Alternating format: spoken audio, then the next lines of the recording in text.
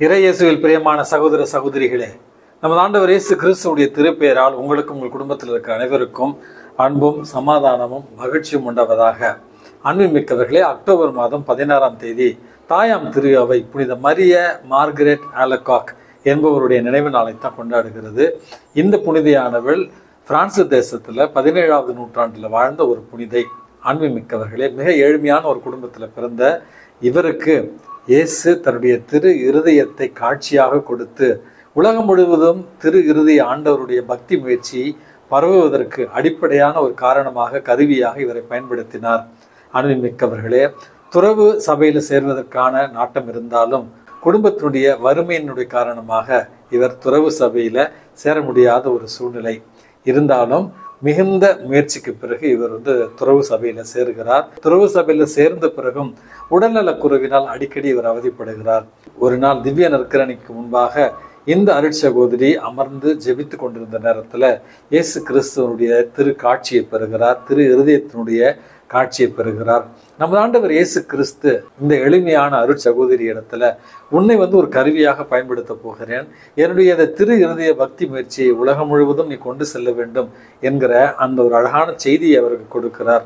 தொடக்கத்துல தயக்கமாக இருந்தாலும் ஆண்டவருடைய காட்சியை காணுகிற அந்த ஒவ்வொரு நிகழ்வையும் இவர் தன்னுடைய டைரியில எழுத ஆரம்பிக்கிறார். தொடக்கத்துல இவருடைய சபை சகோதரிகளே இவரை ஏளனமாக பேசுகிறார்கள் அல்லது இவரை சந்தேகிக்கிறார்கள். அதற்கு பிறகு இவருக்கு இருந்த ஆன்மகுரு ஒருவர், கிளவுதே தி கொலம்பியரே என்று சொல்லப்படுகிற அந்த ஆன்மகுரு தான் இந்த அருட்சகோதரிக்கு இறைவனுடைய அந்த வெளிப்பாட்டை அறிந்து கொள்வதற்கும் புரிந்து கொள்வதற்கும் துணையாக இருந்தார் என்று இவருடைய வாழ்க்கை வரலாற்றில் நம்ம வாசிக்கிறோம். நமது ஆண்டவர் இயேசு கிறிஸ்து கொடுத்த ஒவ்வொரு காட்சியையும் அவர் தன்னுடைய டைரியில எழுதி வைத்து இன்றைக்கு உலகம் முழுவதும் திரு இறுதி ஆண்டவருடைய பக்தி முயற்சி பரவுவதற்கு அடிப்படையான ஒரு காரணமாக இருந்திருக்கிறார் இந்த புனிதை. அன்புமிக்கவர்களே, இவரை பற்றின செய்தியை சொல்லுகிற நேரத்தில் இறைவன் நம்ம எவ்வளவு அன்பு செய்கிறார் என்பதை பற்றி ஒரு சிறிய நிகழ்ச்சி ஒன்று சொல்லுவார்கள். இவருடைய ஆன்ம குரு இந்த அருட்சகோதரி இடத்துல, உனக்கு தான் இயேசு கிறிஸ்து எல்லாத்தையும் வெளிப்படுத்துறாரு, அடுத்த முறை நமது ஆண்டவர் இயேசு கிறிஸ்து உனக்கு தன்னை வெளிப்படுத்துகிற நேரத்துல கிளவுதே கொலம்பியரே என்று சொல்லப்படுகிற என்னை பற்றின ஒரு சில காரியங்களை விசாரித்து வா, நான் என்னென்ன பாவங்கள் செய்கிறேன் அப்படி என்று விசாரித்து வா அப்படி என்று சொல்லி அனுப்புகிறார். இந்த அருட்சகோதரிய முகமலர்ச்சியோடு மிக எளிமையோடு சரிங்க ஃபாதர் அப்படி என்று சென்று விடுகிறார். ஒரு வாரத்திற்கு பிறகு இந்த அருட்சகோதரி மரிய மார்கரெட் ஆலகாக் அவரை சந்திக்கிற நேரத்துல, என்னம்மா கேட்டிங்களா இயேசு கிட்ட என்னை பற்றின்னு சொன்ன நேரத்தில், ஆமாம் சுவாமி உங்களை பற்றி கேட்டேன், இயேசு கிறிஸ்து உங்ககிட்ட சொல்ல சொன்னார், உங்களை நெஞ்சம் பூரா நினச்சி வச்சிருக்கிறாராம், ஆனால் உங்களுடைய பாவங்களை எல்லாம் அவர் மறந்து விட்டாருன்னு சொல்ல சொன்னார் உங்ககிட்ட அப்படின்னு சொன்னாங்களாம். அன்புமிக்கவர்களே, இயேசுனுடைய அந்த திரு இருதயம் நம்முடைய பாவங்களுக்காக பற்றி எரிந்து கொண்டிருக்கிறது. அவருடைய திரு இருதயத்தில் நம்மை ஒப்படைக்க காத்து கிடக்கிறது என்பதைத்தான் இந்த செய்தி சொல்லி தருகிறது. அன்புமிக்கவர்களே, இந்த புனிதையினுடைய பரிந்துரையால் நாமும் திரு இருதய ஆண்டவர் மீது பக்தி கொள்ளவும் அவருடைய இதயத்துல நம்மை ஒப்பு கொடுக்கவும் இன்றைக்கு மன்றாடி செபிப்போம். இன்றைக்கு கொடுக்கப்பட்டிருக்கிற நற்செய்தி வாசகத்துல நமது ஆண்டவர் இயேசு கிறிஸ்து மறுபடியும் பரிசேயர்கள் சதுசேயர்களுடைய வெளிவேடத்தை பற்றித்தான் மறுபடியும் இன்றைக்கு நமக்கு ஒரு பாடத்தை புகட்டுகிறார். அன்புமிக்கவர்களே, நாம் வெளிவிடமற்றவர்களாக இருக்க வேண்டும். வெளிப்புற தூய்மை மட்டும் நமக்கு இருந்தால் போதாது, மாறாக உள்ள தூய்மையை நமக்கு இருக்க வேண்டும். அப்படிங்கிற கருத்துக்களை பற்றி நம்ம பேசுகிற நேரத்தில் இன்றைக்கு நமது ஆண்டவர் சொல்லி தருகிற மற்றும் ஒரு பாடம் என்பது, அதாவது வெளியில நல்லவர்களைப் போல நம்ம புனிதர்களுக்கு விழா எடுப்பது அல்லது ஆலயங்களுக்கு செல்வது அல்லது திரு பயணங்களை மேற்கொள்வது அப்படி என்று வெளிப்புறத்தில் பக்தி முயற்சிகளையும் ஆன்மீக காரியங்களையும் நம்ம செய்கிறோம், புனிதர்களை மதிக்கிறோம், புனிதர்களை நம்ம உதவிக்கு அழைக்கிறோம். ஆனால் உள்ளுக்குள் அல்லது நம்முடைய ஆழ் மனதுக்குள்ள நம்ம தூய்மையானவர்களாக இருக்கிறோமா அப்படிங்கிற அடிப்படையான ஒரு கேள்வியை தான் கேட்டு வெளிவேடக்காரர்களாக இருக்கக்கூடாது. அதுவும் குறிப்பாக ஆன்மீக தலைவர்களாக இருப்பவர்கள், ஆன்மீக வழிகாட்டிகளாக இருப்பவர்கள் இன்னும் கவனமாக இருக்க வேண்டும். காரணம், கடவுளிடத்துல நாமும் செல்வது கிடையாது, நம்முடைய பராமரிப்பில் ஒப்படைக்கப்பட்டிருக்கிற மந்தையை கூட நம்ம இயேசுவிடத்துல கொண்டு செல்ல மறுக்கிறோம். ஆகவே ஆன்மீக வழிகாட்டிகளாக இருப்பவர்கள் இன்னும் கவனமாக இருக்க வேண்டும் என்கிற கூடுதல் செய்தியும் இன்றைக்கு தருகிறார். அன்புமிக்கவர்களே, அப்படி என்றால் இந்த ஒரு காலகட்டத்தில் ஆன்மீக வழிகாட்டிகளாக ஆன்மீக தலைவர்களாக இருப்பவர்களுக்கு இருக்க வேண்டிய 3 முக்கியமான புண்ணியங்களை உங்களோடு பகிர்ந்து கொள்ள விரும்புகிறேன். முதலாவது, ஆன்மீக வாழ்வில் வழிகாட்டிகளாக இருப்பவர்கள் நிறைவுள்ளவர்களாக இருக்க வேண்டும் ஆன்மீக வாழ்வில்.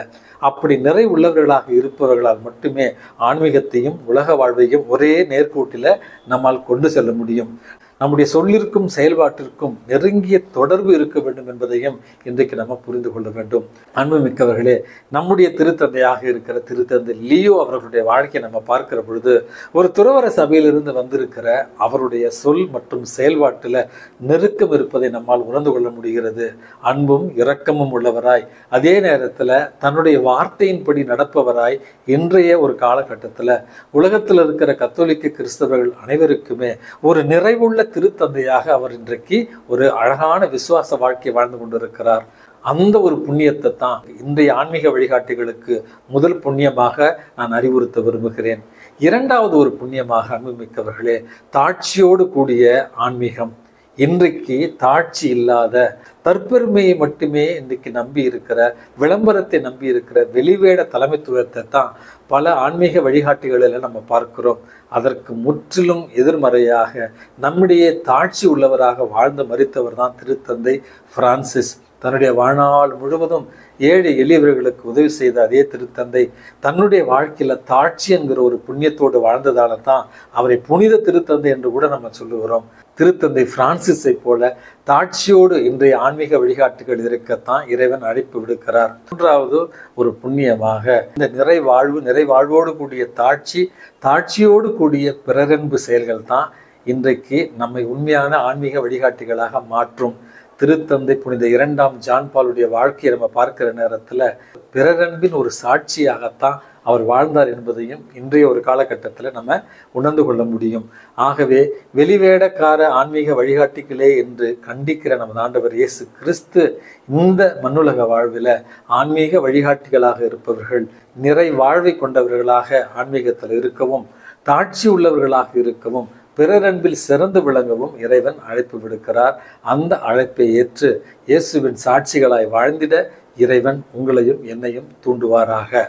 எல்லாம் வல்ல இறைவன் தந்தை, மகன், தூய ஆவி உங்களையும் உங்கள் குடும்பத்தில் இருக்கிற அனைவரையும் நிறைவாக ஆசீர்வதித்து பாதுகாத்து வழி நடத்துவாராக. ஆமென்.